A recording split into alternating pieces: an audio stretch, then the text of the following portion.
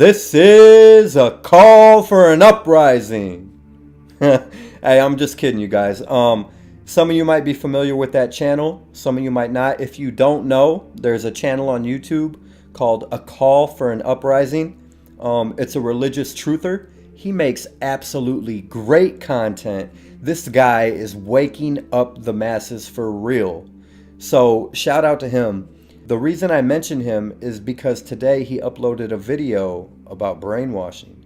And the video he uploaded was like a production from like 20 years ago. But anyway, you guys definitely need to see this. I'm only going to play 20 minutes of it, and here's why.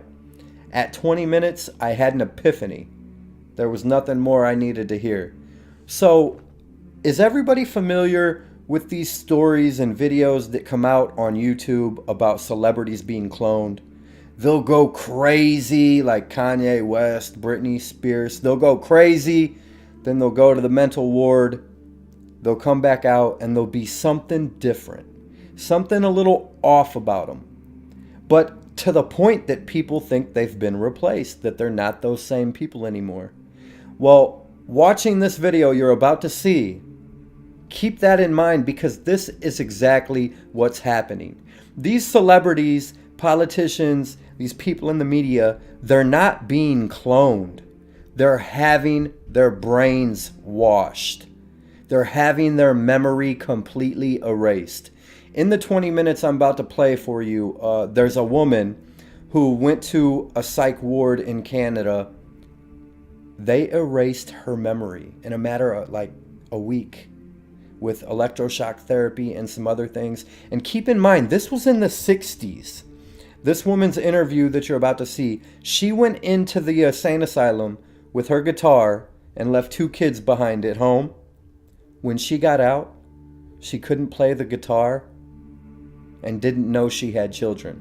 They completely erased her memory with electroshock therapy. And this was over 70 years ago or 50 years ago.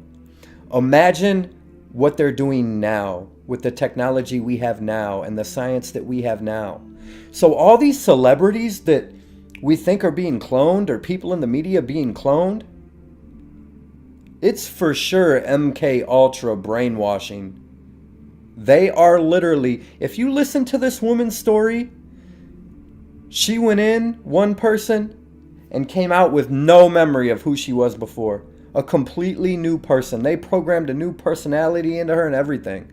So I'm going to let 20 minutes play, but from now on, when you watch YouTube and you see a video about celebrity clones or political clones or media clones, they're not clones. They've had their minds washed, probably with electroshock therapy or some new form of lobotomy. And they've literally put new personalities into these people's minds. This is what's going on. I hope you guys enjoy the video. Stay awake. Share this video. Wake people up because all we got is each other. And I feel like we don't have much more time on these platforms. It won't be long until channels like mine don't exist at all. So wake up as many people as you can. John X Army. I'm out. Tremendous shock.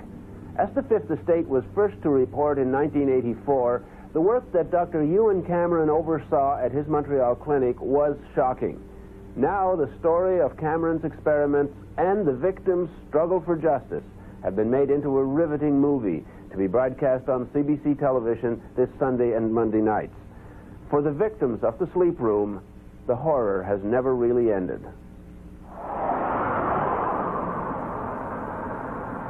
Even if you don't know the history of the Allen Memorial Institute in Montreal, it looks like a natural setting for a movie.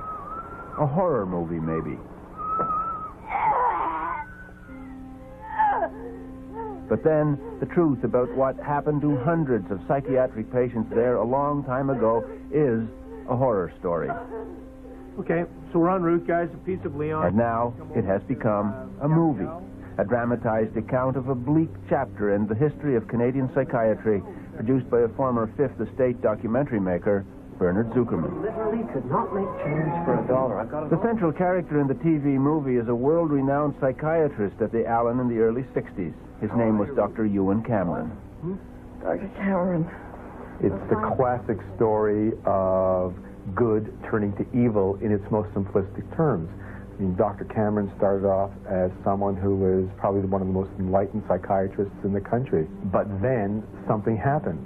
And whatever happened, suddenly here is this enlightened doctor, this noble doctor, who begins doing more and more and more bizarre experiments on his patients to the point where he is destroying the minds of hundreds of people.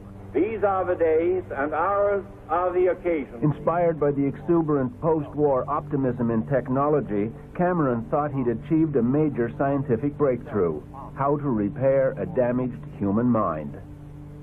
The media rejoiced, even coined a phrase which would become a tragically silly oxymoron: beneficial brainwashing. Linda MacDonald was a young mother with 5 children under the age of 5 when she started feeling low. Her family doctor knew just the man to make her better. I was tired, I was depressed, my back was hurting, and so he said to the children's father, why don't you go to Montreal and visit this Dr. Ewan Cameron, this famous man who has all of these accolades, and have an assessment. So we went. My medical file even says that I took my guitar with me. And that was the end of my life. Within 3 weeks, Dr. Cameron decided to call me an acute schizophrenic and ship me up to the sleep room. How long did they put you to sleep for? I was in a coma for 86 days. 86 days of unbroken sleep. Yeah. Total comatose state. The theory was simple: erase a disturbed mind and start all over again. One of Dr. Cameron's colleagues at the time was Dr. Peter Roper. The aim, I think, really was to wipe out the patterns of thought and behavior which were detrimental to the patient, which were sick, and replace them with healthy patterns of thought and behavior. I think this may have been stimulated by the effects of the American prisoners of war in Korea, how they seem to have been brainwashed. The movie, called The Sleep Room, dramatizes one technique for brainwashing: extreme sessions of electroshock therapy, massive jolts of electricity 3 or 4 times a day for weeks. According to her hospital records, Linda MacDonald had 100 of these treatments. She entered hospital for treatment of what we can now guess was postpartum depression. Her records show the results of shock and radical drug therapy. May 15th shows some confusion. June 3rd knows her name, but that's about all. June 11th doesn't know her name. I had to be toilet trained. I was a vegetable. I had no identity, I had no memory, I'd never existed in the world before. Like a baby. Just like a baby that has to be toilet trained. She eventually went home, her depression gone, and her entire previous life gone with it. And this is one of the twins. That was in '62 before I went to the Allen. And this is the same one, I think. I just look at the pictures and I know who that is, who they are, but I don't remember them as my children at all. I mean, I know that they came from my body. But there's no, that's all. I don't know, and that's because I was told that. So these are my children. Robert Logie was little more than a child himself when he was referred to Dr. Cameron. He was 18. He had a sore leg. His doctor thought it was all in his head and sent him to the Allen. Like Linda MacDonald, he went through a nightmare of shock therapy and drugs, including LSD. Well, I was given LSD about every second day and injected. And sometimes it was mixed with sodium amytal and other drugs. Idiot, like 1-on-1, take 2. Got it. Most of the drugs were experimental, but seemed suitable for brainwashing, or as Cameron preferred to call it, de-patterning. Then, during the long sleep, the patient would be forced to listen to subliminal messages that were supposed to print new, sometimes bizarre thoughts on his blank mind. I was aware of the speaker under my pillow. I was aware of the words. Which were, You killed your mother. you killed your mother, Yeah. who was alive and well. It was alive and well. And, Over and over again, this voice is well, like I say, it just takes about 2 seconds to say that message. And this was going on for 23 days.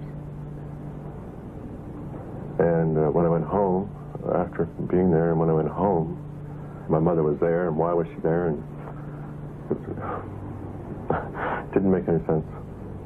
So what was going on here? Dr. Ewan Cameron was at one point head of the World Psychiatric Association and is still admired by some of his former colleagues. Dr. Peter Roper. What is the possibility that we had a good, well-motivated man whose ego and ambition took charge of his professionalism and led him into some fairly dark places?